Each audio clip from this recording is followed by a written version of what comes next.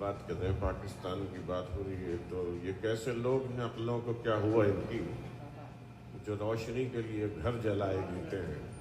کہ جب ریحان بھائی پڑھ رہے تھے تو مجھے بات یاد آ رہی تھی، اور ابھی آپ نے جب پڑھا تو یہ بھی اقبال عظیم صاحب کا شعر ہے جو آپ نے پڑھا. بدلنا ہے تو رندوں سے کہو اپنا چلن بدلے، فقط ساقی بدل جانے سے میں خانہ نہ بدلے. ہاں ہاں ہاں، بہت خوبصورت غزل ہے یہ. اور اقبال عظیم صاحب کو اپنے اس طرح کے کلام کی وجہ سے بڑی مشکلات کا سامنا کرنا پڑنا پڑا اپنی زندگی میں. کہیں کسی کو ان کے کلام میں فولم ڈھاکہ نظر آتا تھا، کہیں اور مسائل نظر آتے تھے.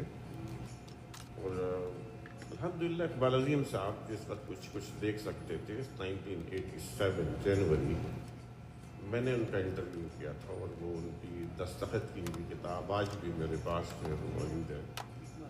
اور ایک زمانہ تھا کہ اقبال عظیم کا آدھے سے زیادہ کلام مجھے یاد تھا زبانی، اور جان صاحب کا 80% کلام.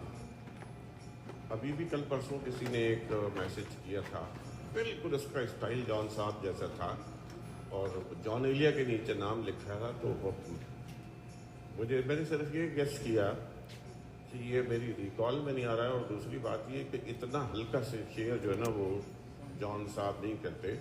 اور وہ پکڑا میں نے اس کو اس جگہ سے کہ اس میں محبت کے لیے حادثے کا لفظ تھا. تو وہ جان صاحب کے سوری محبت کہہ رہا ہوں، وہ موت، جان صاحب کے لیے موت حادثہ نہیں تھی. جان صاحب کے لیے موت ایک بڑی زبردست قوت تھی جس نے ان کو متحرک رکھا. تو یہ تھوڑی سی چیزیں ہوتی ہیں جو اگر ذہن میں رکھیں تو بہت اندازہ ہوتا ہے.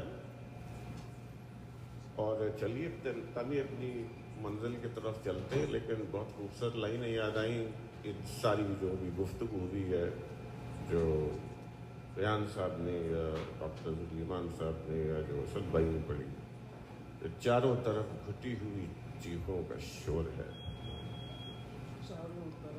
جی، کہنا مجھے کچھ شاعری کے بارے میں تھا. شاعری سچ بولتی ہے، لیکن میرا خیال ہے کہ ہمارا وقت ہو گیا. انشاءاللہ زندگی رہی تو آگے. تو چاروں طرف گھٹی ہوئی چیخوں کا شور ہے، بول اے ہوا کدھر سے پکارا گیا ہوں میں. چاروں طرف گھٹی ہوئی چیخوں کا شور ہے، بول اے ہوا کدھر سے پکارا گیا ہوں میں. ٹوٹے ہوئے دلوں کی مناجات ہوں مگر، ٹوٹے ہوئے دلوں کی مناجات ہوں مگر، بحری سماعتوں میں اتارا گیا ہوں.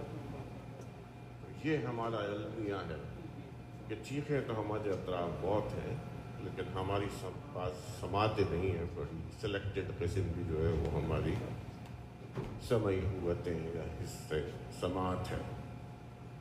آپ سب کی محبت کا شکریہ تشریف لانے کا. اور جب یہ دن آتا ہے تو پھر ہمت بھی ہو جاتی ہے، اور کچھ نہ کچھ یاد آ ہی جاتا ہے. تو سب کی تشریف آوری کا، محبتوں کا بہت شکریہ. یار بھی راہ کی دیوار سمجھتے ہیں مجھے، یار بھی راہ کی دیوار سمجھتے ہیں مجھے. کیا صاحب میں سمجھتا تھا میرے یار سمجھتے ہیں مجھے.